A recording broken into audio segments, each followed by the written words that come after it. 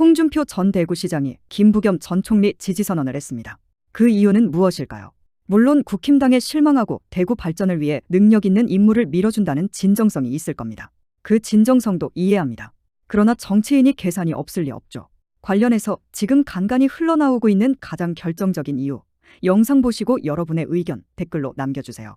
전국이 사실은 파란 물결 아닙니까? 대구 포함해서? 그렇죠. 어떻게 전망하고 계세요? 지금 민주당에서는 이를테면 지금 너무 오만하면 안 된다. 왜냐면 이제 선거 2달 전에 격차가 이렇게 많이 나니까 민주당 내부는 지금 약간 이 흐름을 탄 분위기예요, 분위기는. 근데 최대한 선거 전까지는 겸손하자. 이런 분위기가 좀 흐르고, 다만 대구는 여조 분위기가 김부겸 후보가 한 20% 이상 앞서는 추경호 이제 후보로 됐을 때만 뭐 한 10몇 프로 이렇게 격차가 좁혀지는 거 나오더라고요. 근데 제가 냉정히 봤을 때 대구에 있는 국민의힘 지지자나 오래 있던 사람들한테 물어봤거든요. 저희 이제 대구 특파원 빨대가 있어요. 생각보다 민주당이 지금 분위기를 타고 이렇게 흘러가는 건 좋지만 쉽지 않다. 네, 맞아요. 지금 이 단계에서 이거를 이겼다고 생각하면 안 됩니다. 다른 지역은 다르게 볼 수가 있는데 그래도 오늘 홍준표 시장이 김부겸 뽑기로 했다고. 네. 홍 시장도 이런 분위기에서 김부겸 쪽에 저렇게 지원 사격을 세게 하는 이유가 있는 거예요. 지금 이 정도 갖고는 안 된다는 거죠. 네, 홍 시장이 봤을 때도 김부겸 후보가 진짜 유리하면 근데 홍준표의 노림수는 뭡니까? 총리죠. 다음 총리죠, 그쵸? 총리. 선수끼리. 김민석 총리 당대표 나갈 거 아니에요. 사기 총리를 노리는 아니요. 거다. 또 이게 또 중도 보수 통합과 확장성 이재명 대통령의 전략상 봤으면 다음 난가? 제가 말씀드릴 수 있는 게 예. 상당히 기다리고 있습니다. 홍준표 시장이 연락을 기다리고 있습니다. 이재명 대통령의 콜을 기다리고 그럼요. 있는 홍준표 시장. 아주 기다리고 있습니다. 전화는 안 와요? 아직까지 안 온 걸로 알고 있어요. 예. 아마 박형광 기자랑 저희 이 방송 보면 죽이고 싶을 거예요. 너네 때문에 안 된다. 그 비밀을 말하면 어떡해요? 알려줌 해야 되는. 저희가 또 이제 먼저 만난 미래. 근데 이게 굉장히 좋은 수긴 하죠. 왜냐하면 홍준표 시장 같은 경우에는 대구에서 인기가 여전히 높고 그 사람이 김부겸을 지지했다라는 것은 대구 민심에 던지는 메시지가 굉장히 큽니다. 그리고 청와대에다 던지는 메시지도 굉장히 크죠. 그죠. 그리고 대구는 사실 저도 이렇게 좀 취재를 해보면은 국민의힘에서 그렇게 긴장하지는 않아요. 왜냐면 아직까지 그죠. 후보가 정해지지 않았기 때문에 후보가 정해지면 훨씬 높은 수치로 이길 거다라는 아직 분위기가 더 크고 부산도 좀 마찬가지입니다. 그래요? 국민의힘에서는 그렇게 보고 있어요. 그러니까 부산 경남 또는 대구 경북은 여전히 국민의힘 아성이다. 그렇죠. 경북은 사실은 이기기 힘들고 그렇죠. 민주당이. 대구는 지금 김부겸 총리가 나가면서 바람이 불고 있는 건 확실하지만 국민의힘 내부에서는 그래도 대구다. 그런 정서가 굉장히 크고 부산 같은 경우에도 지금 보수가 너무 죽을 쓰고 있으니까 샤이 보수가 많아서 그렇지 실제로 후보가 정해지면 사실 민주당은 정해진 거나 다름없잖아요. 그러니까 후보가 정해지면 그쪽으로 몰릴 거다. 그렇기 때문에 부산도 아직 모른다. 이런 분위기더라고요. 네. 근데 이게 지선 결과가 홍 시장 전국적인 이제 정치 짬밥이 있어서 그걸 노리는 것 같아요. 이 판이 묘한 게 민주당 입장에서 확장성을 했을 때 계단식 논법이 있거든요. 그게 무슨 말이냐면 부울경은 먹을 수 있어도 TK, 대구 경북은 못 먹는 거예요. 끝판왕은 대구 경북이거든요. 이게 순서가 있어요. 그래서 서드 티어, 세컨 티어, 퍼스트 티어로 들어가야 되는데 이번에는 묘하게 어떻게 될 수 있냐면 경남지사는 질 수 있어요. 경남지사는 박한수 지사가 생각보다 인기가 좋더라고요.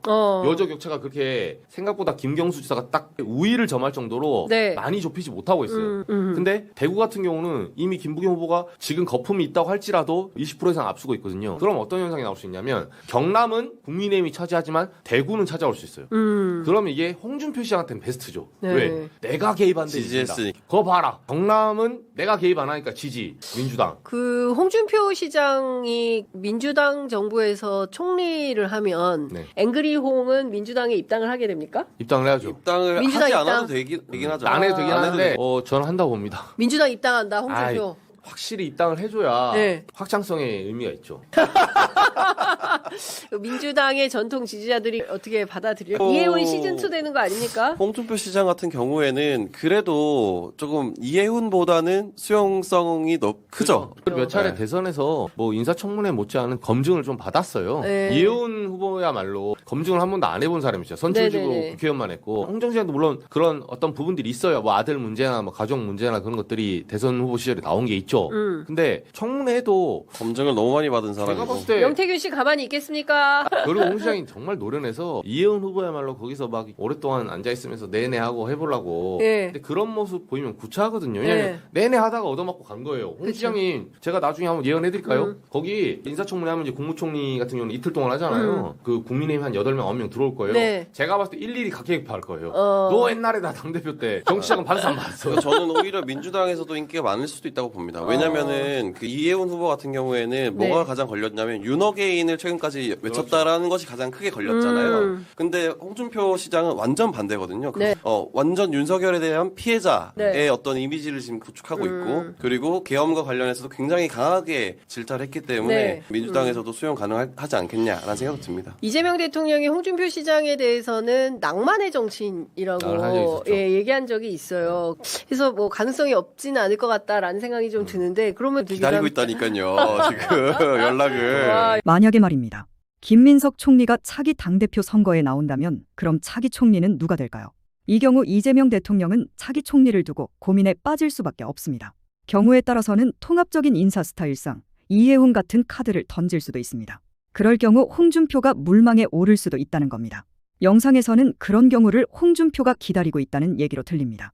찌라시에 의하면 처음에 이재명 대통령이 홍준표 전 시장을 총리로 염두에 뒀었다는 소문도 있습니다. 김 전 총리와 홍준표의 인연도 가볍지만은 않습니다. 노무현 대통령, 재정구 의원과 함께 홍준표 검사를 영입하기 위해 밤샘 설득에 나선 일도 있습니다. 특히 노무현 대통령은 밤새 화투를 치며 홍 검사를 끈질기게 설득했고 거의 성사 단계에 이르렀었죠. 그러나 결국 김영삼 전 대통령한테 뺏겼지만 말입니다. 나중에 김 전 총리와 홍준표 의원은 한나라당에서 다시 만났습니다. 이렇게 두 사람은 30년 넘게 호영호제하며 이어온 깊은 인연이 있습니다. 이런 인연도 홍준표가 김부겸 전 총리를 지지 선언하게 된 배경으로 작동했다고 봅니다. 어쨌든 홍준표 총리는 별로 달갑지 않습니다. 물론 만약에 이재명 대통령이 그런 선택을 한다면 그 깊은 뜻을 생각해서 큰 틀에서는 찬성하기는 합니다. 그러나 자칫 대통령의 그런 뜻을 모르는 국힘 참새들 때문에 대통령이 상처를 받지 않을까 그게 우려되는 지점이죠. 이해훈 때처럼 말입니다. 보세요. 김부겸 전 총리를 지지한다는데도 이 난리들이잖아요. 한편 홍준표 전 시장의 친정인 검찰 분위기가 심상치 않습니다. 지금 검찰 내부에서 보안 수사권이 필요 없다는 의견도 나오고 있다고 하는데요. 광주지검 순천지청 장진경 부장검사가 내부망에 올린 글에는 자조 섞인 한탄이 깊게 배어 있습니다. 현재 입법부의 무한 신뢰를 받고 있는 경찰에 모든 수사 권한과 책임을 전적으로 넘기라. 수사가 권한이라는 착각, 이런 제목으로 올라온 글을 요약하면 이렇습니다. 수사는 결코 권한이 될 수 없고 오로지 책임만 될 뿐, 현재 입법부의 무한 신뢰를 받고 있는 경찰에 모든 수사 권한과 책임을 전적으로 넘기는 것이 낫지 않을까 싶다. 개인적인 희망사항이지만 중대범죄수사청과 더불어 경찰이 우리나라 모든 수사 권한과 그 책임을 온전히 가져가길 바란다. 제가 보기에는 비아냥대는 글로 보이는데요. 한마디로 검찰 스스로의 책임은 없고 검찰개혁 자체에만 불만이 가득한 겁니다. 그러면서 실근무 인원이 절반을 미치지 못하는 곳이 많고 이미 미제 건수는 검사 개인이 감당할 수 없을 정도로 비정상적인 수치를 기록하고 시효 도과 사례가 지속적으로 늘고 있다라고 했습니다. 그럼 윤석열 때는 어떻게 일을 했을까 몰라요. 그때나 지금이나 검사 수는 큰 차이가 없을 텐데요. 다 핑계이고 지금 뒤숭숭해서 일을 안 하는 탓은 없을지 생각해 보시기 바랍니다. 그렇게 일이 많으면 이런 글 쓸 시간에 일을 하시면 됩니다. 민주당과 국회를 탓하기 전에 박상용 같은 영혼 없는 정치 검사를 탓해야 하지 않을까요? 박상용 검사 요즘 근무 시간에 여기저기 방송 나가고 SNS에 글 쓰느라 바쁘던데요. 박 검사 데려다 일 좀 시켜주시면 고맙겠습니다. 오늘 제가 준비한 영상은 여기까지입니다. 끝까지 시청해주신 여러분 고맙습니다. 정치공감이었습니다.